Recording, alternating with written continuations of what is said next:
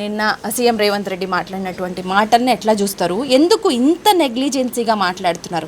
ఆయనను కోసుకున్నా సరే అసలు పైసలేమి నయా పైసా పుట్టదు అనేటువంటి మాటని ఎట్లా చూస్తారు? అది చాలా రాంగ్ అది మాట్లాడడం. వాస్తవానికి అక్కడ కొన్ని పేపర్లో సమరవ్యం అని రాయడం, ఏదో ప్రభుత్వాన్ని యుద్ధాన్ని ప్రకటిస్తున్నామని ఆయన అనుకున్న సందర్భం కావచ్చు నేను అనుకుంటున్నా. మేము జూన్ 9th రోజు మా ధర్నా కార్యక్రమాన్ని పెడదామని మీటింగ్ పెట్టుకున్నాం. యాక్చువల్గా 3 నెలల కిందనే ఇది కార్యాచరణ ఇచ్చాం. అందులో ధర్నా కార్యక్రమం అంటే చాలామంది గాంధీయుతంగా ఇలా శాంతియుతంగా ఒక నిరసన తెలియజేస్తామని ప్రభుత్వానికి తెలియజేసాం.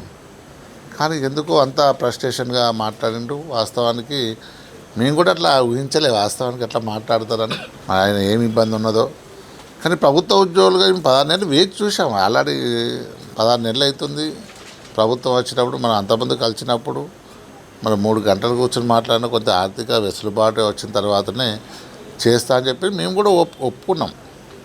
కానీ 16 నెలలు అవుతుంది, మరి ఎప్పుడు ఇస్తారు, ఏమి ఇస్తారు? ఓ తీర్మాన కమిటీని వేసారు.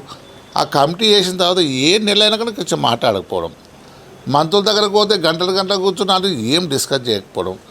కొందరు మంత్రులు అయితే అసలు పట్టించుకునే పరిస్థితిలో లేరు. అసలు మా తెలంగాణ ఉద్యమంలో కొట్లాడిన ఈ సంఘాలు, టీఎన్జిఓ సంఘం, చారిత్రక సంఘం, రాష్ట్ర అధ్యక్షుని వస్తేనే మాట్లాడలేని పరిస్థితిలో ఉన్నారు. కొందరు అధికారులు అయితే మంత్రులు చెప్పింది వాళ్ళు ఏం చేస్తలేరు. మరి ఇవి అన్నీ చూడాల్సిన బాధ్యత ప్రభుత్వంపై ఉన్నది. మరి దానికి ముఖ్యమంత్రి గారు అంతా రియాక్ట్ అవ్వడం మాకు కూడా బాధ కలిగించింది.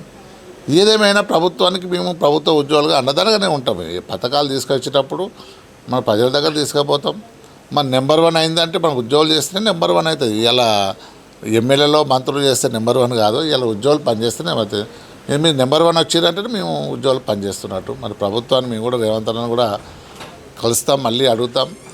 మా సమస్యలు శాంతియుతంగానే కొట్లాడతాం. ఎప్పుడు తెలంగాణ ఉద్యమంలో కొంచెం అగ్రెసివ్గా పోయినాం, కానీ ఎప్పుడైనా ఏ ప్రభుత్వం నయానో భయానో ఒప్పించేటట్టు చేస్తాం, కొంచెం ప్రెషర్ తీసుకొస్తాం. వాస్తవానికి మరి మేమైతే దాడి అనే మాట అది మంచి కథ కాదు.